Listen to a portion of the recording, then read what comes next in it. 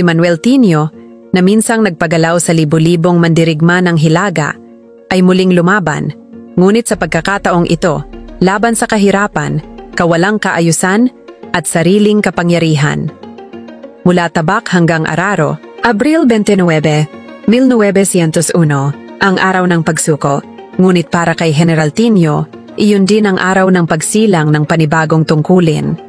Pagbalik sa Nueva Ecija, hindi siya sumalubong sa saluting sundalo, kundi sa katahimikan ng palayan.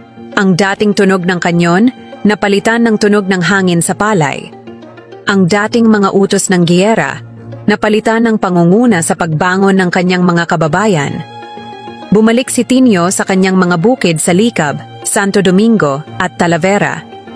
Nanirahan siya sa Kamarin, isang payak na kamalig na piniling tirahan ng dating general. Wala siyang pakialam sa ranggo o sa karangyaan. Doon siya natulog, kumain, at nakisalamuha sa mga magsasakang minsan niyang ipinagtanggol sa laban. Ang dating general na may 3,400 na sundalo, natutulog na kasama ng kalabaw at kabayo. Ang mga tao ay humahanga. Ang general ay nakatira sa kulungan ng kalabaw, pero ang puso niya ay palasyo. Sunod-sunod ang mga bisita. Mga veterano ng Brigada Tinio mula Ilocos, mga kaibigan, kamag-anak, mga taong humihingi ng tulong. At dahil hindi siya absentee landlord, nakatira siya kasama ng kanyang mga tenant. Iniidolo siya ng lahat.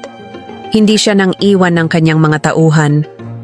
Tulad ng isang inahin sa gitna ng mga sisiw, inalagaan niya ang mga anak ng kanyang mga kapatid na namatay, pati mga ulilang anak ng mga dating kasamahan.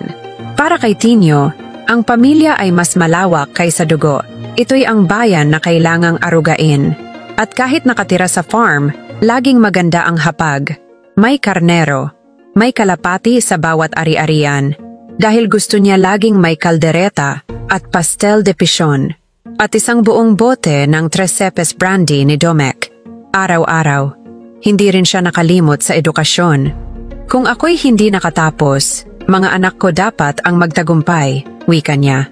Kaya't ipinadala niya ang kanyang anak sa Cornell University sa Amerika. Isang patunay na kahit hindi siya akademiko, alam niyang ang karunungan ang tunay na sandata sa bagong panahon, ang makina ng politika. Kahit sibilyan na, ang kapangyarihan ni Tinio ay lumalaki pa. Hindi siya tumatakbo sa posisyon. Ngunit kahit sino ang i-endorso niya, laging panalo. Si Dr. Benedicto Adorable, isa sa pinakamayaman sa Gapan, nagsabi, "I would vote for a dog if General Tinio asked me to." Bakit? Dahil si Tinio ang nagligtas sa kanya sa Spanish firing squad noong 1896. Ngunit hindi lang lupa ang pinayabong niya. Pinayabong din niya ang kaisipan. Sa panahon ng katahimikan, si Tinio ang boses ng nasyonalismo. Laban siya sa mga federalista na gustong gawing estado ng Amerika ang Pilipinas. Sabi niya, mas mabuti nang mabuhay sa sariling pawis kaysa yumaman sa ilalim ng ibang watawat. 1906, nagsanib ang mga independyenteng partido sa Nacionalista Party. Si Tinio, founder at leader sa Nueva Ecija, sumuporta kay Sergio Osmeña. At nang mag-split sina Osmeña at Quezon noong 1922, kay Osmeña pa rin si Tinio. Ang alituntunin ni Tinio sa partido, isang termino lang ang dapat. Pagkatapos, ibigay sa iba ang pagkakataon. Walang away-away, walang paksyon, unified ang partido.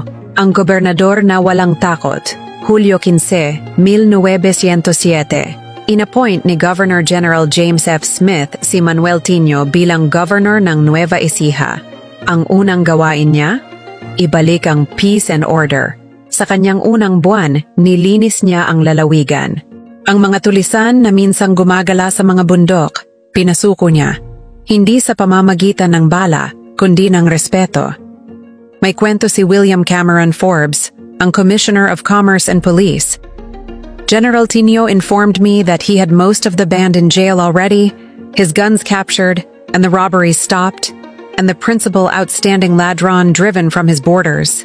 Ngunit ang pinaka-legendary na kwento, may tulisan na may hostage na pamilya. Banta, papatayin niya sila kapag may umatake. Ang ginawa ni Tinio, pumasok siya sa bahay, walang armas, nag-usap ng 30 minutos, Lumabas kasama ang tulisan na tahimik na sumusunod, ang agricultural expansion. Sa ilalim ng kanyang pamumuno, lumago ang agrikultura mula sa 15%. Noong 1907 hanggang 1908, tumaas ng 40% ng mga lupang nasasaka ng mga taong 1908 hanggang 1909. Libu-libong Ilocano ang lumipat sa Nueva Ecija, dala ang sipag at kariton. At dito isinilang ang titulong Rice Granary of the Philippines. 5,000 homesteaders ang pumasok sa Nueva Ecija, karamihan Ilocano, sa Bongabon, Talavera, Santo Domingo, Gimba, San Jose. Kaya Ilocano ang salita ngayon sa mga bayan na iyon. At sa termino niya, namatay si Laureana, ang kanyang asawa. Ang Provincial Board, nagpangalan ng bayan na Laur para sa kanya. At kaagad, pinakasalan niya si Maura Quijano, ang nakababatang kapatid ni Laureana. Ang unang Filipino Bureau Director, 1908, nanalo si Tinio sa re-election bilang gobernador. Ngunit may ibang plano si Forbes na naging acting governor general na. Mayo ng taon na iyon, magulo ang Manila dahil kay Dominador Gomez, isang labor leader na nangunguna ng mga welga sa mga American firms. Puro welgang manggagawa kahit saan. Hulyo, 1909, nagbitaw si Tinio bilang gobernador dahil naging first director of labor, ang unang Pilipinong bureau director sa kasaysayan. 3 linggo lang, tapos na ang strikes. Sinabi ni Collier Bandholtz, "He's got Gomez scared to death." Sinubok ni Gomez na impluwensyahan si Tinio at kunin siya sa kagawaran. Ang sabi ni Tinio, "Why pay you to do the work the government is paying me to do?" Naging malapit na kaibigan niya si Forbes. Inimbita niya sa hunting parties sa Pantabangan. Nag-offer pa si Forbes ng 1 ektarya sa Session Road, Baguio para makapagtayo ng bahay si Tinio at makasama niya palagi. Tumanggi si Tinio. Nagsulat si Forbes sa journal niya, "I rated him as one of the best Filipinos in the islands. In fact, from the point of view of staunchness of character and good judgment and other good qualities, I liked Tinio best of all and wanted to make him commissioner."